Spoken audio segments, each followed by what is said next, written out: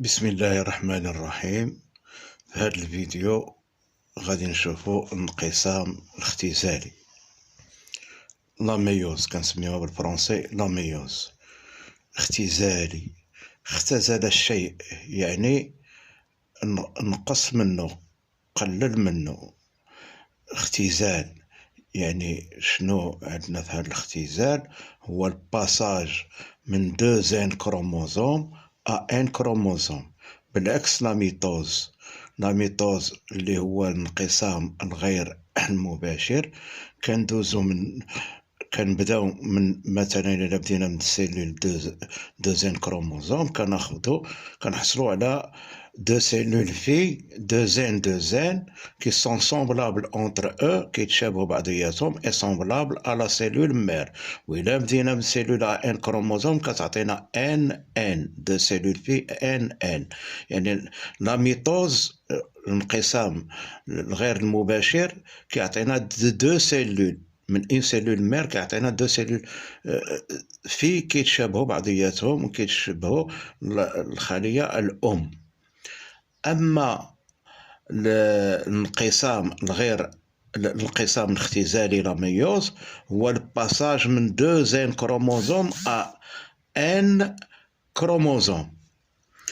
غنشوفوا هاد الجراف ديال لا كونتيتي دي ان ديال لا ميوز. بالنسبه للميتوز كيف ما كنتو شفتوا تيحبس حد هنا، ولكن بالنسبه لا ميوز كيهبط بواحد الدرجه واحده اخرى. ها نتوما هي كتكون واحد المرحله ديال السكون وكتجي من بعدها لا ميوز. ها هي مرحله السكون اللي هي لانترفاز بالفرنسي، وها هو الانقسام الغير المباشر اللي هو لا ميوز. يعني هاد المرحله ديال السكون هي الخليه كتوجد راسها الانقسام الاختزالي، كتوجد راسها. انتم شوفوا لا كونتيتي دي ان اوغمونت، هانتوما كتكون دو كي وكتولي 4 كي، ولكن في الانقسام الاختزالي هانتوما هنا كتهود النوب الاولى. ها هو انقسام كيتبعو انقسام واحد اخر، انقسامين، انقسام وانقسام. اذا الانقسام الاختزالي كيشتمل على مرحلتين، المرحله الاولى والمرحله الثانيه. اذا المرحله الاولى كنسميوه الانقسام المنصف، المرحله الثانيه كنسميوها الانقسام التعادلي. يعني la méiose se compose de deux phases, une phase réductionnelle, le passage de N, et une phase équationnelle, من N à N, et une phase équationnelle. La méiose se compose de deux phases, une phase réductionnelle, une étape réductionnelle et l'autre étape équationnelle. غادي نشوفوا هذا الشيء. هاد الوثيقة عندي هنا المرحلة التمهيدية لا بروفاز. هذه عاد من بعد الانترفاز، هاد الانترفاز هذه اللي هي مرحلة السكون كتجي لا ميوز اللي كتبدا بلا بروفاز. هانتوما كنشوفوا لا بروفاز، لي كروموزوم سون بيان انديفيدواليزي، يعني تكونوا مزيان سبيغاليزي ملولين مزيان كما ينبغي. غادي يبدا كيتكون داك لو فيزو اكروماتيك. هانتوما هنا عندنا دو استير نجيمتين. هنا لي كروموزوم اومولوج. شنو هما لي كروموزوم اومولوج؟ يعني كل واحد عنده قرينو اللي قدو، يعني كيتصفوا جوج، هذا قد هذا، هذا قد هذا، جوج متنا جوج كيتصافوا. ولا بلاك إكواتوريال هنا في الوسط، كيتصافوا واحد الفوق وواحد لتحت، واحد الفوق وواحد لتحت. العكس ديال لا ميتوز كيتصافوا في نفس الخط، ولكن لا ميوز كيجي واحد الفوق وواحد لتحت.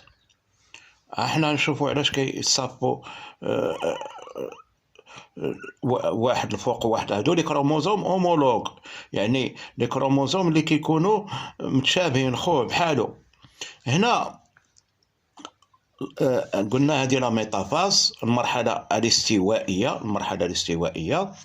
هذه كتجي لانافاز. المرحله انفصاليه، كينفصلوا بعضياتهم.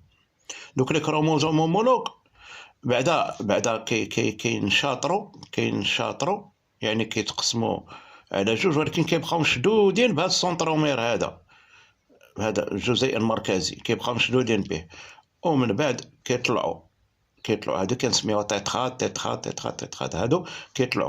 هادو كيطلعوا للفوق، هادو كيهبطوا لتحت. شكون اللي كيجرهم؟ هما هاد الخيوط، هاد الخيوطات هما اللي كيجروهم.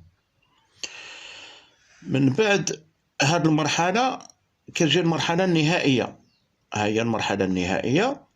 اذا هنا حصلنا على سيلول، وهنا على سيلول، ولكن واش هاد لي سيلول راه عندها دوزين؟ لا، عندها ان كروموزوم. هذه عندها ان كروموزوم وهذه ان كروموزوم. علاش؟ لان لي كروموزوم هومولوج ملي كانوا هنا تفارقوا بعضياتهم، ولا عندي كل واحد منه واحد، داك خوه اللي كيشبه له ما عندوش. هي هذه الباساج من دوزين لان. هنا سيكون كل كروموزوم عنده خوه اللي كيشبه له، هنايا ما عندوش خوه اللي كيشبه، كيتفارقوا. هذه المرحله النهائيه، لا تيلوفاز. اذا غادي نقولوا بالعربيه ونوليو نقولوا بالفرنسي: المرحله التمهيديه، المرحله الاستوائيه، المرحله الانفصاليه، المرحله النهائيه. لا بروفاز، لا ميتافاز، لا نافاز، لا تيلوفاز. ولكن هذه راه غير في الانقسام المنصف، الانقسام الاول، لانها هي كتنقسم الى مرحلتين: مرحله الانقسام المنصف ومرحله الانقسام التعادلي. المنصف هي لا فاز ريدكسيونيل، التعادلي هي لا فاز ايكواسيونيل. هي هذه هنا هذه هي لا فاز ريدكسيونيل الاولى، هذه اللي شفنا، وهذه من بعد اللي غادي نشوفوا هذه لا فاز، هذه لا فاز ريدكسيونيل، وهذه اللي تجي من بعد لا فاز ايكواسيونيل. هذه المرحله يعني الاختزاليه، وهذه المرحله المنصفه. هنا فين دزنا من دوزين للان، هذا الانقسام المنصف هو هذا في النص، وهذا الانقسام التعادلي.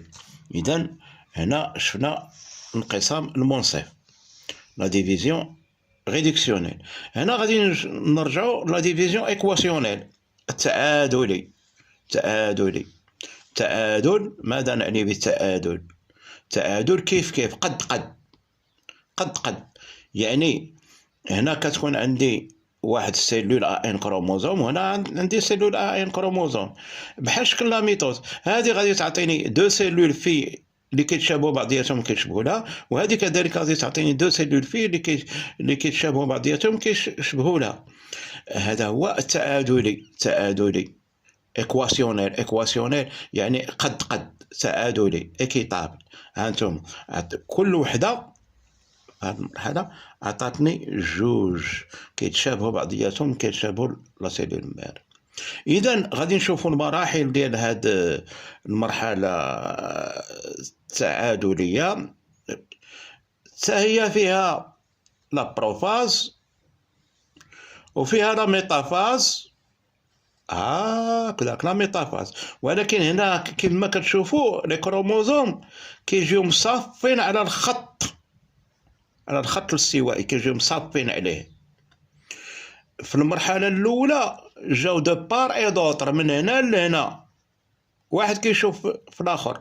ولكن هنا حيت هذوك لي كروموزوم هومولوج هادو كروموزوم واحد، كل واحد كيشبه غير راسو، كيجيو كيتصف هنا والاخر كيتصف هنا علاش؟ احنا نشوفو لان هاد الجزيء المركزي، هاد لو سونترومير غادي يتقسم على جوج.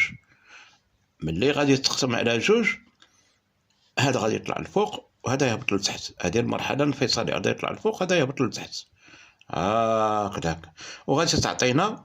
ومن بعد لا تيلوفاز، المرحله النهائيه، هادشي غادي يتقسم على جوج وغادي يعطينا دو سيلول اللي فيهم ان كروموزوم. الاخرى نفس المشكل. غادي كاينه المرحله التمهيديه. هذه المرحله التمهيديه هذه راه ان كروموزوم، كل كروموزوم كيشبه الراس وما عندوش شي واحد اخر كيشبه له.